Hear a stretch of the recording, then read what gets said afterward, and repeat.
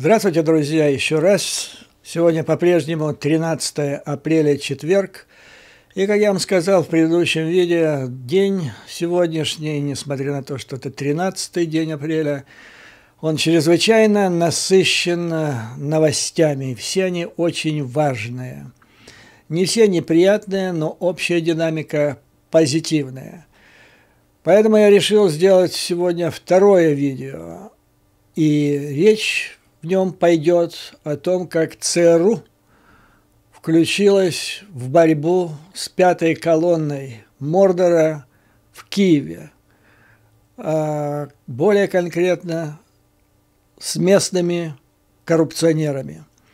Ну и вторая тема этого видео – это на грани сенсации. Многие с волнением ожидают начала наступления ВСУ. Так вот, я должен сказать, что в Пентагоне, вернее, в Объединенном комитете начальников штабов подготовлен проект акта о капитуляции, который будет передан на подпись Путину после успешного завершения вот этой контрнаступательной операции. То есть, фактически, готовится документ, аналогичный тому, который в свое время, в 1945-м, подписал фельдмаршал Кейтель. Это почти сенсация. Новости прямо из глубинного, скажем так, американского правительства. Итак, приступим. Как я вам высказал в одном из предыдущих видео, Запад все больше начинает видеть две Украины. Вернее, людей, представляющих два полюса страны. Одни, которые борются за освобождение страны от агрессора, другие, которые мешают это делать, причем самым чудовищным образом. В этой связи я хотел бы вам рассказать о статье, которая вышла вчера в Соединенных Штатах. Написал ее, наверное, известный уже многим Сеймур Херш. Это тот человек, который, я напомню, который не так давно сделал расследование, согласно которому, его мнение, Северный поток 1 и 2, эти трубопроводы, были взорваны Соединенными Штатами. Ну, было много шума, если вы помните. Саймон Херш, напомню, кто такой, тем более, что я о нем знаю гораздо больше, чем это было в средствах массовой информации. Знаю, потому что один из моих добрых друзей является близким знакомым Херша в течение, минимум лет 30. И встречается с ним чуть ли не каждый день. Беседуют о том, о сём там, и так далее. Итак, Сеймур Херш. Ему 86 лет. Вопреки многочисленным инсинуациям, это не свидетельствует, что что-то с ним не так стало. Он в блестящей интеллектуальной физической форме. Каждый день играет в теннис, в гольф. Человек, обладающий острым проницательным умом и колоссальными связями. Его называют патриархом американской исследовательской журналистики. То есть, он номер один среди тех журналистов, которые раскапывают потрясающие сенсации. Он даже выше Боба Вудварда, с публикации которого начался скандал Watergate. Он независимый. То есть полностью независимый. Он даже публикации-то делает, специальный сайт у себя сделал, чтобы ни от какой газеты не зависеть. Ему не нужны деньги, он очень состоятельный человек вместе с женой. Они оба религиозные иудеи. Они проживают в одном из самых богатых пригородов Лос-Анджелеса, там, где проживают голливудские звезды. Жена у него психиатр, очень богатый человек, очень большие деньги зарабатывает. Психиатр, который работает с людьми, у которых возникли обнаруженные онкологические заболевания. Он демократ вместе с женой, не республиканец. Он не протрампист, сторонник демократической партии. Но чем он мотивирует? Вот когда я спрашивал у своего знакомого, чем он руководствовался, когда написал статью по поводу взрывов северных потоков, а теперь вот эту статью, он говорит, это правдоруб. Знаете, вот среди юристов есть такая фраза, аксиома: «Пусть рухнет мир, но воцарится закон, восторжествует закон». Вот это где-то вот так примерно такая позиция. То есть это правда, я знаю, я могу это доказать, у меня железобетонные источники, и правда должна восторжествовать. Он считает, что... То есть ему не нравятся два человека, прежде всего, в Белом доме. Это Джейк Салливан, помощник Байдена по национальной безопасности, Тони Блинкен. Ну, Тони Блинкен, я ему очень симпатизирую, я считаю, то, что он делает. Его официальная позиция правильная, но как это он делает, я не всегда с этим согласен, то есть она слишком прямолинейная. Вот Херш, кстати, считает то же самое, такая дубоватая, скажем так. Вот. Ну, Тони в последнее время как-то так отходит на второй план, у него со здоровьем неважно. Байден даже задумывается о том, чтобы сменить его некоторое время назад. Ну, теперь вроде так все устаканилось до поры до времени. Что касается Салливана, то знакомые отмечают, что в последнее время он заболел звездной болезнью, стал высокомерным, считает себя истиной в последней инстанции. И вот их позиция по Украине вызывает у Херша страшное неприятие. Он считает, что этого не должно быть. Позиция Херша отражает глубокий раскол, который сейчас наметился между разведывательным сообществом Соединенных Штатов Америки и Белым домом. И главный вопрос, причина этого раскола – вопрос о коррупции в высших эшелонах власти Украины. И вот этому и посвящена вот эта статья. Статья, она уже гуляет по всему миру, она уже везде в российском информпространстве. Я уверен, что это дойдет и до украинского информпространства. Поэтому я считаю необходимым вам ее изложить, потому что, повторяю, я провел работу, не просто ее прочитал, я еще провел свое расследование, чтобы понять мотивацию, узнать больше информации о том, что здесь изложено, причины, следствия там и так далее. Я считаю, что лучше я вам это сначала изложу, чтобы ее правильно понимать. Потому что здесь, кроме большого ужасного минуса, есть громадный плюс. То есть единство и борьба противоположностей. Итак, статья начинается. На фоне разгула коррупции в Киеве американские войска концентрируются на украинской границе. Это заголовок. И дальше. Правительство Украины, возглавляемое Владимиром Зеленским, использует средства американских налогоплательщиков, чтобы переплатить или заплатить втридорого за жизненно необходимое дизельное топливо, которое помогает украинской армии воевать с Россией. Ну и дальше история. Судя по всему, то, что ему это рассказали самые высокопоставленные представители ЦРУ. Ну вот он здесь цитирует, дальше перейдем, тут лица, которые напрямую были на самом высоком уровне связаны с Украиной и с контактами между представителями ведомства этого и властями, и банковой, скажем так. Так вот, что раскопала ЦРУ? О том, что команда, офис президента или ближайшее окружение Зеленского, а он пишет вообще, Херс пишет, Зеленский покупал топливо у России, с которой он, то есть Зеленский, Вашингтон, находятся в состоянии войны. И украинский президент и многие из его окружения умыкнули несметные миллионы из американских долларов, предназначенных для оплаты дизельного топлива.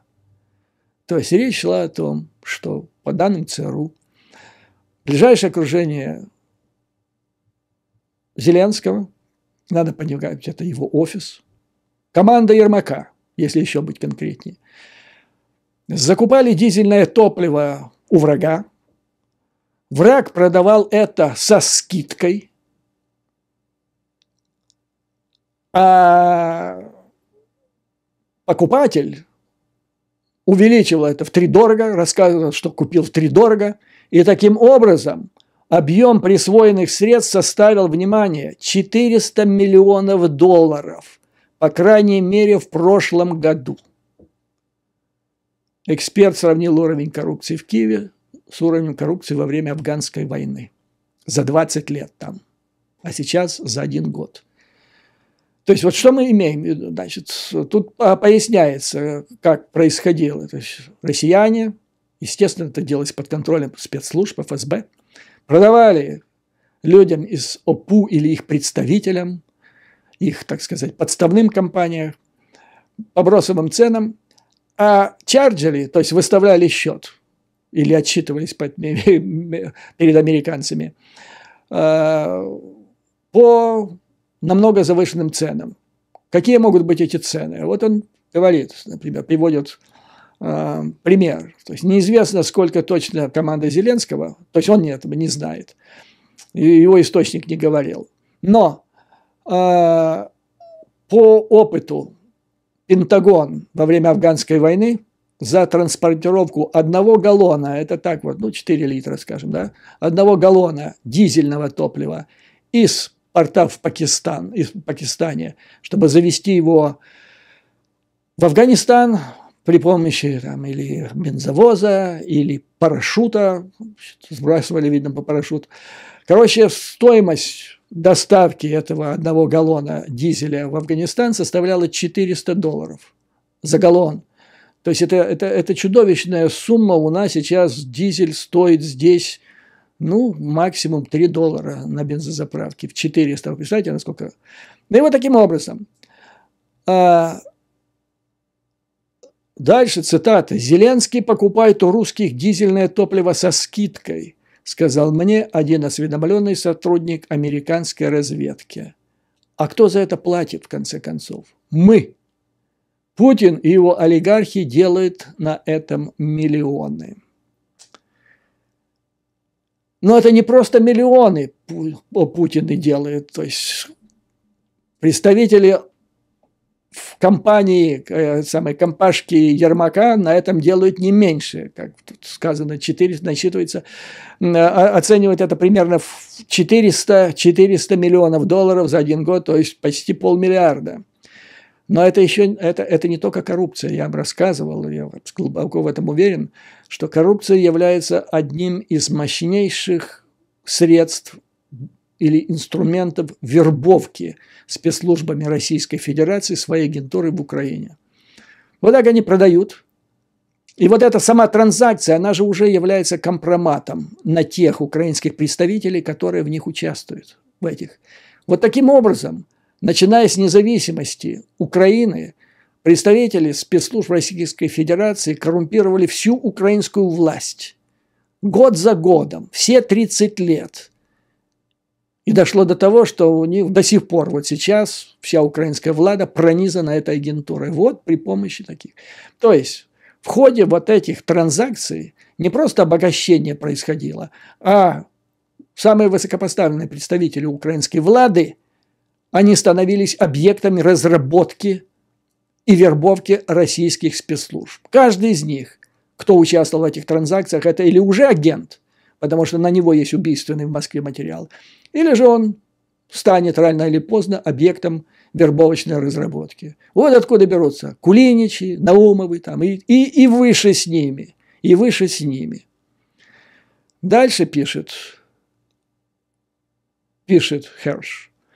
Многие правительственные министерства в Киеве буквально соревнуются, как мне сказали, в создании подставных компаний для заключения экспортных контрактов на поставку оружия и боеприпасов с частными торговцами оружия по всему миру.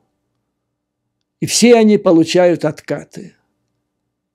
Многие из этих компаний находятся в Польше, Чехии, Но также, как полагаю, есть те, которые существуют в Персидском заливе, а также на Каймановых островах и Панаме. Вот эта информация подтверждается информацией из других источников. Ну, например, вот я слышал, депутат Лерос сообщил, что у него в руках есть копии контрактов, свидетельствующих о том, что Министерство обороны Украины закупало в два раза дороже боеприпасы, снаряды через государственное предприятие «Прогресс». Это было в 2 раза дороже, чем предлагали другие компании. Но покупали именно у «Прогресса». Ну, понятно почему. Покупали у фирм, если я не ошибаюсь, в Болгарии. То есть сюда еще к Польше и Чехии можно добавить еще и Болгарию. Причем депутат Лера сказал, что значит, он передал это, по-моему, в ДБР. А также я очень надеюсь, что он передал это в американское посольство, поскольку речь идет о деньгах, как здесь понятно, которые идут из кармана американских налогоплательщиков. Вот тут в последнее время, когда началась работа генеральных инспекторов США в Украине от представителей украинской власти, один за другим шли такие бодрые заявления, что там то не нашли, то не нашли. Я же еще раз говорю, сейчас пока расследуется, не умыкнули ли оружие, а оружие оно крупное, его тяжело. Поэтому умыкают иначе, получают деньги кэшем, на которые совершают вот такие сделки за откаты, делают деньги на разницу в ценах. И вот в этом плане, пока информация идет, накапливается Центральным разведывательным управлением. Далее, пишет автор, вопрос о коррупции. То есть, вдумайтесь, идет война с февраля прошлого года. И вот в январе этого года в Киев приезжает директор ЦРУ Бернс.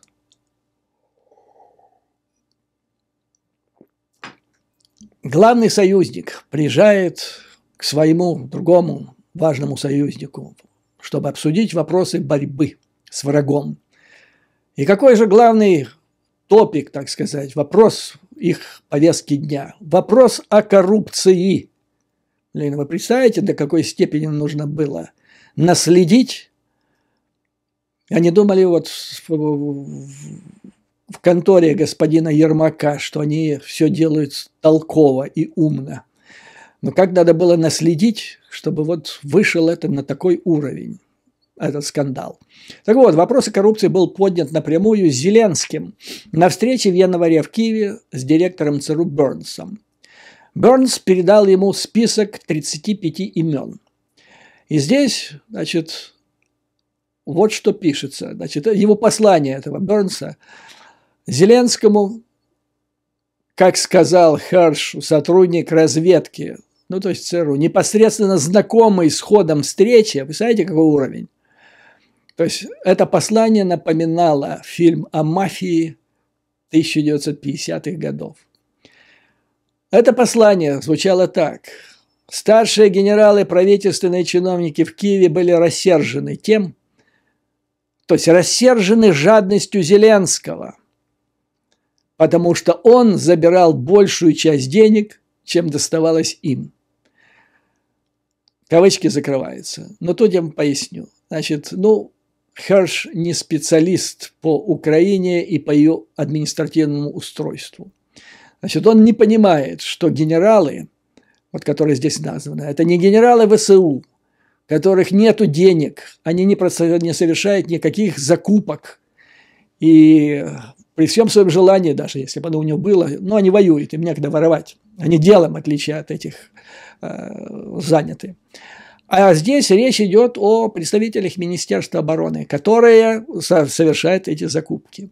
Таким образом, директор ЦРУ говорит Зеленскому, что ваши ближайшие на вас очень рассержены, потому что вы забираете из вот этих, значит, коррупционных денег больше, чем достается им.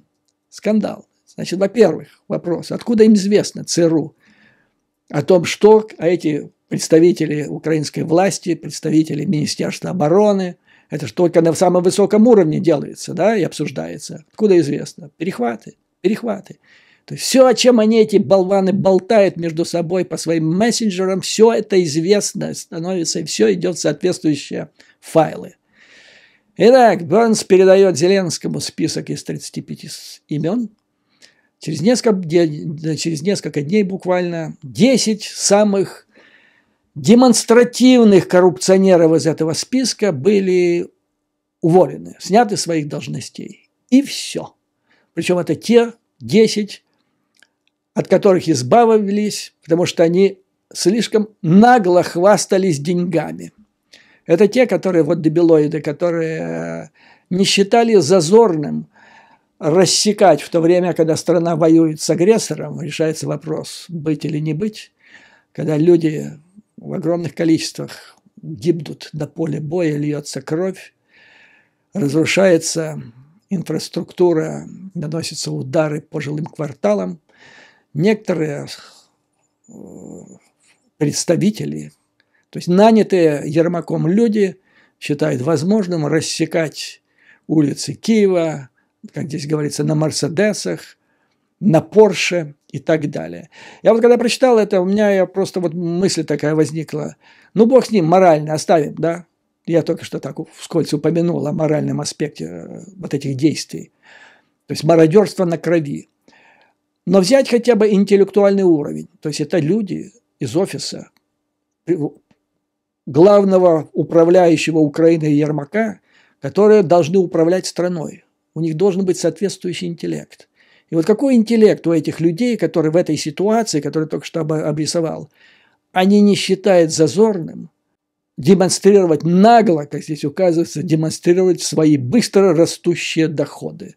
Между подлыми дебилами. Только вот с этой точки зрения. И эти дебилы, они сидят в офисе, ну, из 35 10 сняли, а остальные-то остались.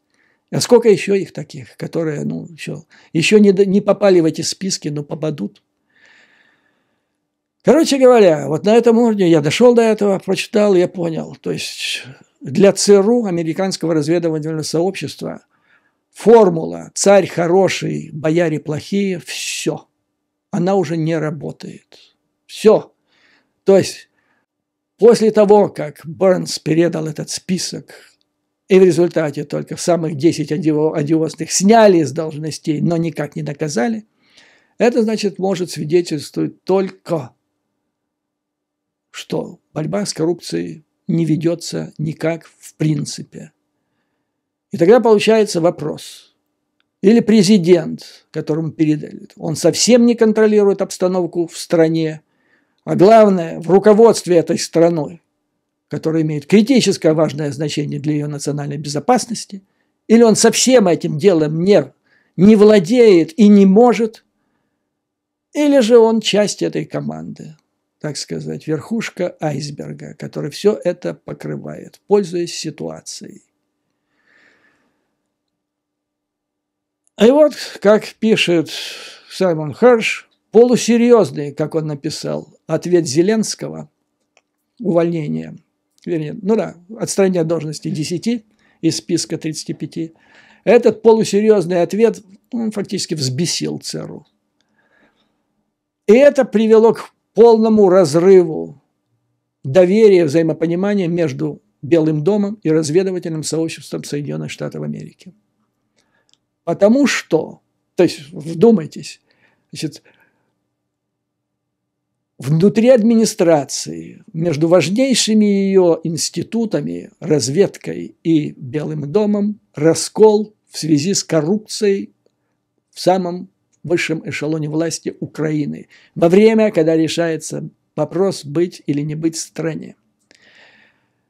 Но тут что могу вам сказать? Люди в Белый дом приходят и уходят, а ЦРУ оно остается. И файлы, которые у него там накоплены, они не горят, как писал Булгатов, как рукописи не горят, так и файлы ЦРУ. Поэтому я повторяю, что я уверен, что эти коррупционеры, которые, как выражался в свое время президент Кучма, оборзели до основания, они прямо, невзирая ни на что, как наркоманы идут к смерти, так эти идут по пути Норвегии. Мануэля Норвегии, бывшего лидера Панамы, который тоже так вот оборзел, а закончил свою жизнь в тюрьме за решеткой. Помимо, по мнению автора статьи, есть два виновника сложившейся ситуации в Вашингтоне. Это Тони Блинкен и Джейк Салливан, которые придерживаются, ну, если так, в общем, суммировать их позицию, давайте победим сначала на поле боя, сейчас, ну, не время заниматься этим вопросом, там, менять, изгонять там, и так далее. Давайте закончим эту, значит, или контрнаступление проведем наконец-то и посмотрим о его результатах. А в лучшем случае, конечно, победа, а потом займемся этим, то есть отложим чуть-чуть. Но американские спецслужбы уже считают, что дело зашло так далеко, что нельзя, то есть они говорят, что это Афганистан, уже второй Афганистан, нельзя с этим медлить, с решением этого вопроса. Вот что интересно еще они пишут, что Путин, он вот вообще, Россия, действия России, они как-то так вот не способствуют ликвидации этого. То есть действия России, они не способствуют борьбе в Украине против коррупции. И вот цитата, которая меня поразила. Сотрудник разведки сказал мне, что все, что Путин делает в Украине, противоречит долгосрочным интересам России. Эмоции победили рациональность. И он делает вещи, которые совершенно непродуктивны. Ну, то есть, дальше, если бы у них были нормальные партнеры гражданской власти в Украине, в этой ситуации надо собираться вместе и действовать совместно, использовать вот это все иррациональность и непродуктивность действий, промахи Путина, ошибки. Но сотрудников ЦРУ настолько достала коррупция в Киеве, что этот сотрудник говорит, что да, действия Путина совсем непродуктивны. И что же мы, сядем с Зеленским, чтобы помочь ему разобраться с Путиным? Вернее как, сядем рядом с Зеленским и с Путиным и разберемся с этим всем? Да ни в коем случае. То есть, вы понимаете, это самые ужасные для Украины слова. Страна теряет союзников в результате вот этой дичайшей необузданной коррупции, союзников в жизненно важных органов управления страны-союзника. Коррупция отталкивает их, она подрывает желание профессионалов в этих учреждениях на полную катушку помогать, в полную силу помогать Украине. То есть ему просто опускаются руки. Ну и вот из этого исходит, это для меня вывод, что коррупция, вот, которая здесь описана, это самое страшное ИПСО, которое существует в Украине и для Украины, против, вернее, Украины. Она подрывает желание профессионалов в Соединенных Штатах Америки и других западных стран помогать по полной. И вот часто задают вопрос, почему Соединенные Штаты помогают нам не на полную, так сказать, катушку? Они помогают нам, чтобы мы, то есть Украина, не проиграла, но не помогают, чтобы мы победили. А вот вам и вопрос. Вот вам и вопрос, то есть ответ на этот вопрос. Нет доверия, нет, потому что. И потому что не хотят слушать. Они думают, что американцы обязаны на полную... Или вообще, то есть, понимаете, они находятся в таком наркотическо-коррупционном угаре, что они вообще думать ни о чем не могут и не в состоянии, как вот те шнурки, которые рассекали улицы Киева на Порше. То есть ситуация такова. Белый дом считает, что надо дождаться победы или, по крайней мере, вот результатов этого контрнаступления, а потом решать, что делать дальше. Разведка считает, что надо делать это сейчас, иначе потом это будет точка невозврата. То есть разрыв есть разрыв, не просто противоречие. Это очень сильные слова, понимаете, которые американцы так просто не бросаются. Это все да, это все плохо. Но есть и хорошие новости. То есть, значит, подведем пока вот промежуточный итог. В Белом доме бардак. Они принимают решения на каких-то, как здесь пишет Херш, на основании придуманных им теорий. Они не опираются на том, что им говорит разведслужба. И слава богу, в этой ситуации есть ведомство, которое реально работает с Украиной и для Украины. Это Пентагон. Слава богу. В этой связи Херш обращает внимание на вот какое обстоятельство. Уже 2 месяца на территории Польши расположена 82-я воздушно-десантная дивизия США. А потом, в конце прошлого года, вернее, она еще раньше была, а потом в конце прошлого года в Румынии появилась еще 101-я воздушно-десантная дивизия. Их туда закинули для учений. Учения давно закончились, а они еще там. И вопрос, а что они там делают? И согласно тому статусу, который там есть, они не имеют права сами начинать боевые действия. Но, как пишет Херш, похоже, что их статус напоминает спусковой крючок. То есть, если они каким-то образом попадают под удар, вот тут-то они могут отвечать по полной программе тем, кто на них нападет. Причем, мы же теперь знаем, что Соединенные Штаты, вообще натовцы, у них теория войны какая? Это комбинированные мобильные действия с участием всех родов войск. Это воздушно-десантная, это пехота, это бронетанковая, это артиллерия, военно-воздушные силы, военно-морские силы. То есть, если эти 2 ВДД дивизии вступают в дело, то в дело вступает все. F-35, Б-52, подводные лодки, эсминцы и так далее. Сколько их, этих ребят, этих 2 дивизий? Около 20 тысяч. У границ на восточном фланге НАТО. И они как спусковой крючок стоят. Вопрос, который он сам задает, они там для учений или для того, чтобы стать спусковым крючком? Они могут атаковать русских, но если только наши парни подвергнутся нападению. Таким образом, общая ситуация. В Белом доме всем заправляют юнцы. Координации со стороны Совета национальной безопасности нет.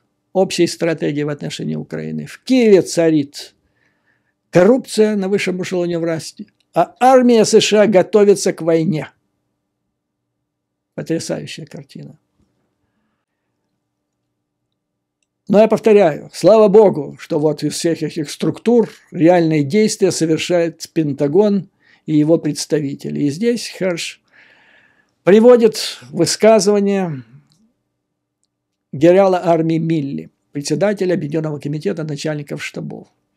Он некоторое время назад расстроил некоторых наблюдателей, прежде всего в Украине, когда он так аморфно высказался, туманно, в отношении его видения перспектив наступления. Там, типа, он не верит, что там будет большой успех, особенно в том, что касается Крыма.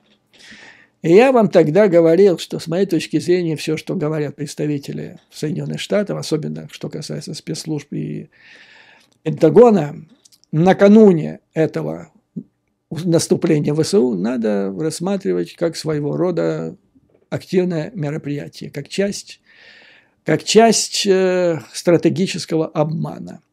Ну и вот генерал Сеймур Херш раскрывает реальную позицию генерала Милли, которая категорически отличается от того, что он сказал публичным. Итак, генерал Милли, как пишет Херш, кавычки, Россия остается в изоляции.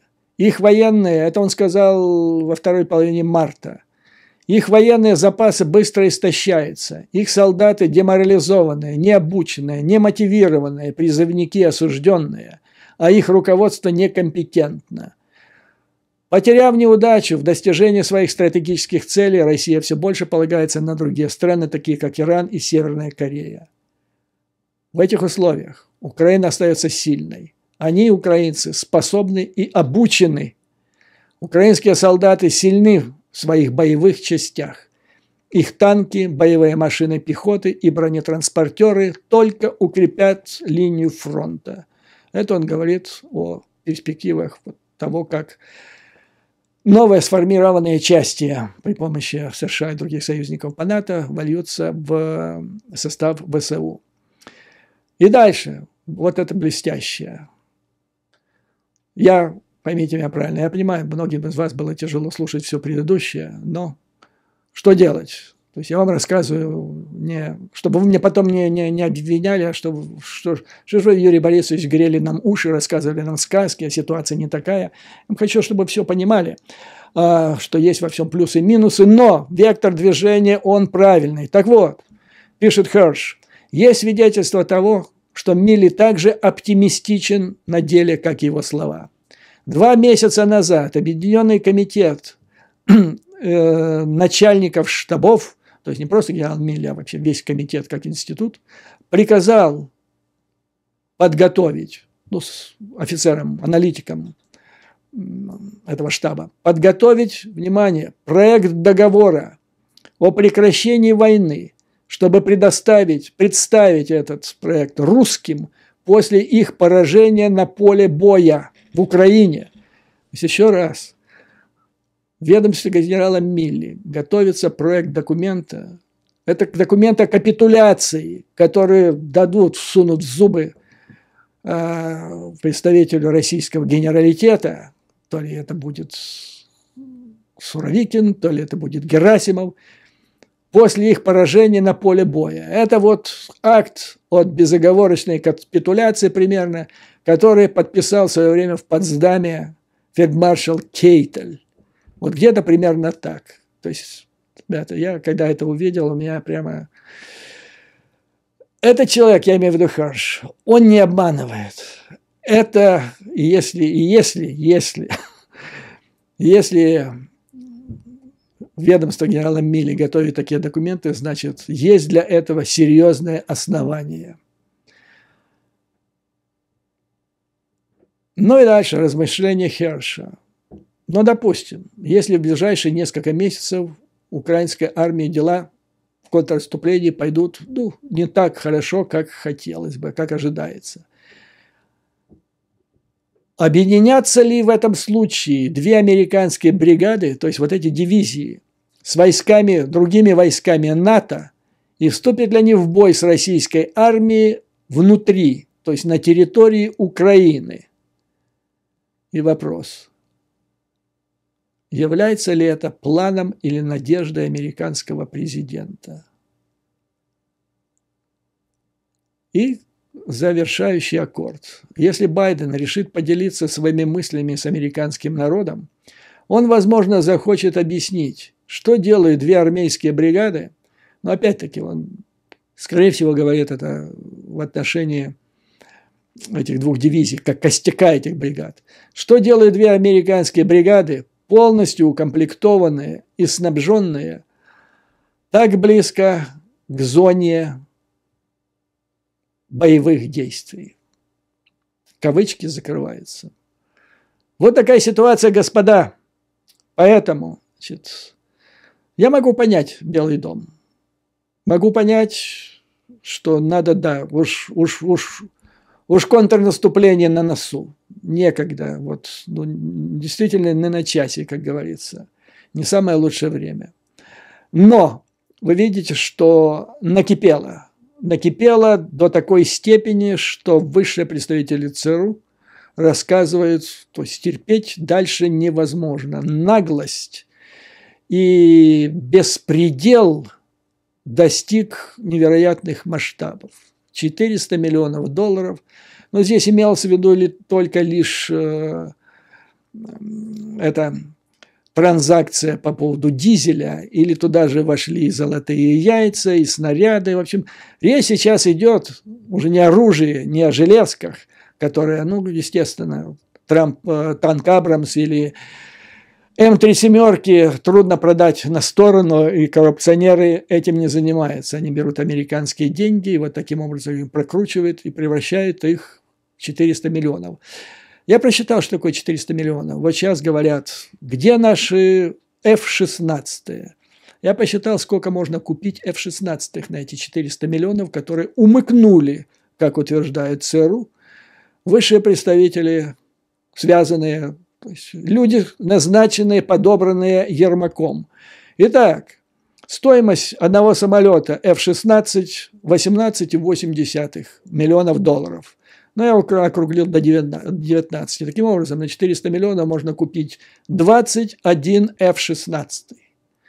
Танк Абрамс – 6 миллионов долларов за штуку. Таких можно купить было 66 штук. А так они осели. То ли на Каймановых островах, то ли где-то там еще и так далее.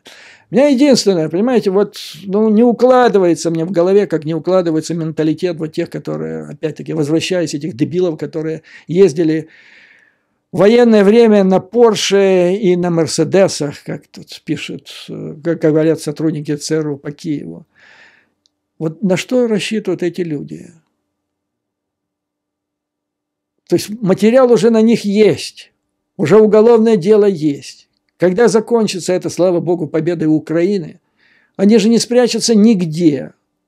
Нигде. Если в Россию бегут, там их облапошат, их берут до нитки, они останутся голые, босые. А в цивилизованном мире или в третьем мире они не спрячутся нигде, их откопают из-под земли достанут. И за это им придется отвечать. Но я не знаю, откровенно говоря, сколько их уже предупреждали, сколько и говорили, но это болезнь. Я думаю, что скоро наступит время для ее активного излечения. Боржоми уже никак не помогает. Пить его бесполезно, нужно жесткое хирургическое вмешательство. Вот на этом, дорогие друзья, позвольте закончить сегодняшнее видео. Слава Украине! Ее вооруженным силам, враг будет разгромлен, победа будет за нами. А вам, дорогие друзья, как всегда, выдержки, мужества, твердой уверенности, что мы победим и на внешнем, и на внутреннем фронте. Враг не пройдет ни там, ни здесь. А враг этот, по большому счету, он связан, это линия жизни у него, коррупция. И фронт внешний, и фронт, то есть внутренний фронт – это пятая колонна внешнего фронта. И они будут оба разгромлены. Желаю вам всего хорошего, твердой надежды, что мы победим, и до новых скорых встреч.